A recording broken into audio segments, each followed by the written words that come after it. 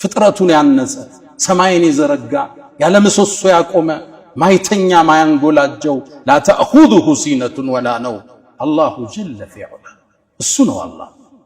አለም ተራ ይላል አላህ ለነብዩ አላየህም አልሰማህም እንዴ أن الله يسجد له من في السماوات ومن في الأرض ለአላህ በሰማይም በምድርም ያሉት ለአላህ እንደሚሰግዱት አላየህም እንዴ ይላቸዋል ነብዩ አለይሂ ሰላቱ ወሰለም።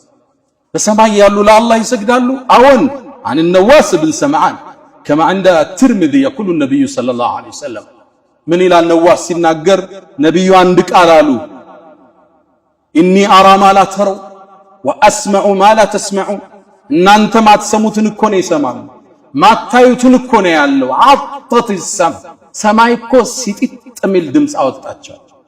አንድ ነገር በከባዱ ስጭ ነው ድምጽ ያወጣል። እንደዛ እኮ ድምጽ አወጣቸው።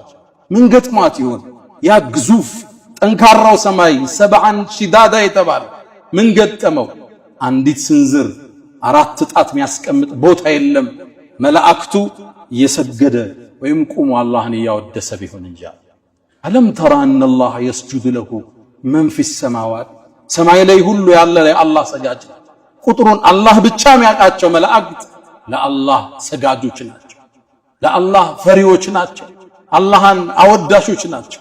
በሌላ ዘገባ ላይ صحيح በሆነ ሐዲስ ላይ አላህ ይላሉ ነብዩ አለይሂ ሰላቱ ወሰለም አንድን ትእዛዝ ማስተላለፍ ሲፈልጋል ተከለመ بالوحي በወህይ ይናገራል። ልክ ያኔ የአላህ ድምጽ ሲሰማ ሰባቱ ሰማይ መራድ ይጀምራል ከአላህ ፍርሃት። መላእክትም ይሄን ድምጽ ሲሰሙ ስጁድ ይወድቃል።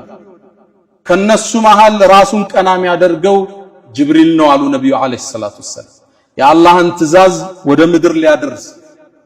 ከዛም ጅብሪል ከአላህ መልእክቱን ይቀበልና ሰማያትን እየቆረጠ ሲወርድ መላእክት ይጠይቁታል ماذا قال ربنا يا جبريل ጌታችን አላህ ምን ትእዛዝ አስተላለፈ ይሉታል። ጅብሪልም ይላል قال الحق الله እውነትን አለ وهو العلي الكبير እሱ የበላይ ታላቅ ነውና ይላል ጅብሪል። ሰማያት ሚኖሩ ፍጡራን ለአላህ የተለየ ክብር ያላቸው ከፈጠራቸው ጀምሮ ስጁድ ላይ የወደቁ መላእክቶች ራሳቸውን ቀና የሚያረጉት የውመል ቂያማ ያኔ ታዲያ አላህ ወይ የሚገባውን ያህል መሽተገዛን ይሉታል አላህ